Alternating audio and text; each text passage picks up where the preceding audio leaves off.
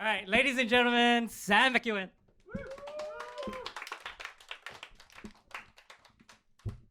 Hi, everybody. My name's Sam. Thanks for that wonderful intro. That's really nice.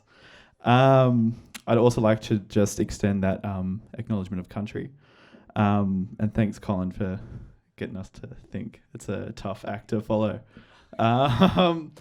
If you've ever spoken to me about music at any stage, you probably realise, or I probably would have yelled at you that I love the band The Go-Betweens. So this is a few stories that I've written about The Go-Betweens. Robert Forster comes from Brisbane. He's quite plain. He likes girls, beer, the fast life, and collects foreign stamps. He plays Telecaster and sings more than Grant. Grant McLennan hails from the outback. His family are pioneers. He's courteous and listens to the radio a lot. He plays bass and sings.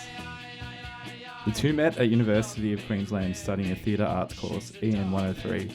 They formed the Go-Betweens in January 1978. Hey, how are you, Grant? The Go-Betweens played their first show in April 1978, supporting the numbers at Barron Hall in Brisbane. They played 2 songs. They recorded their first single in May 1978 with drummer Dennis Cantwell. It was released on their own label, the Able label. The A-side was Lee Remick, the B-side was Karen. It was recorded at Bruce Windows Studios, which was where the Saints recorded their first single and album. That's part 1. Part 2. The night I met Robert Forster. My mate Mitch took me to the State Library in the Arvo to show me some old zines he found. Holy shit, man, these rule. We went to a book launch. We're by far the youngest ones here. I recall a schoolboy coming home.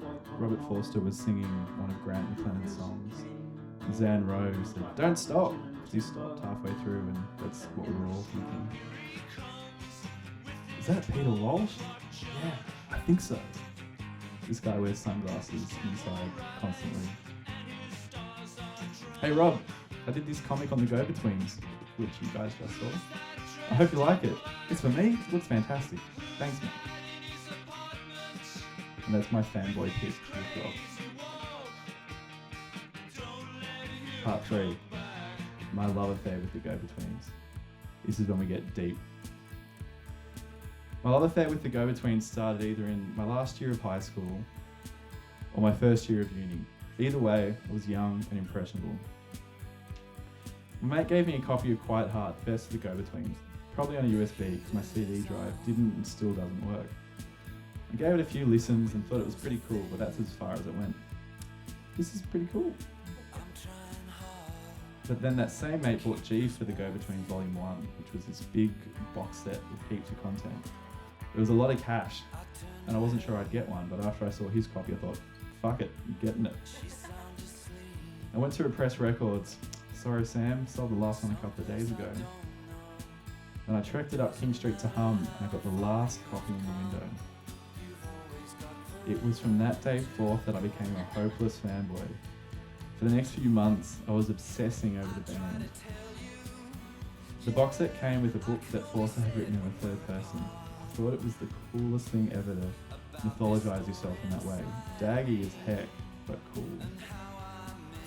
I had the first 3 albums now, the first singles and a bunch of B-sides and rarities. But I needed more. I need more. Headed down to JB Hi-Fi and picked up a CD set of the first 5 albums, which is real handy. At this point, I couldn't pick a favourite, but it was either Before Hollywood, Spring Hill Fair,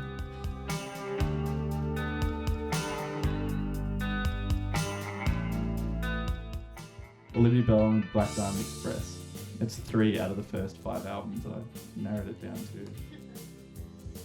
Not too soon after Robert Forster released Grant and I went to the launch of the book after a bad breakup, but I've written about that elsewhere, which you guys just heard.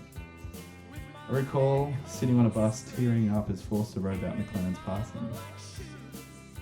I'd not yet exposed myself to 16 Lovers Lane. I knew the singles, but the famed album had escaped me thus far. I bought it from iTunes that very morning, listening to it as I was on the train to work. As cliche as it might be, it soon became my favourite. I lapped up any writing I could on the band, in particular The Go-Betweens by David Nichols. I was a little bit heartbroken by how the boys had treated the women in the band as outlined in the book. In June 2017, the documentary Right Here was screened at Sydney Film Festival, which was great. Being in the same room as all the living members of the Go-Betweens was pretty exciting. Oh boy, I'm so excited. We were only sitting a few rows back from Rob, who didn't get up with the rest of the band for the Q&A. I can't imagine why. In January 2018, I saw the band, Sans Rob, perform 16 Lovers Lane at the State Theatre, but they were fronted by Steve Kilby from The Church. Under the Milky Way tonight. Shogun from Well Headache.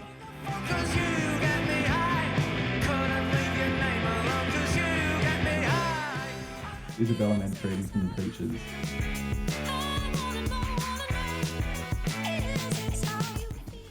And Peter Milton Walsh from The Apartments.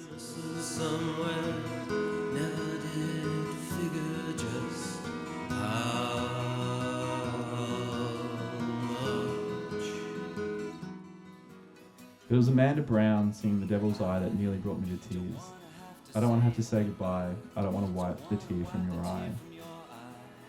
One of my favourite memories though is seeing Rob perform a Twerps song with the band when they supported him a couple of years ago. The grin on Marty's face was priceless, and I'd probably be doing the same.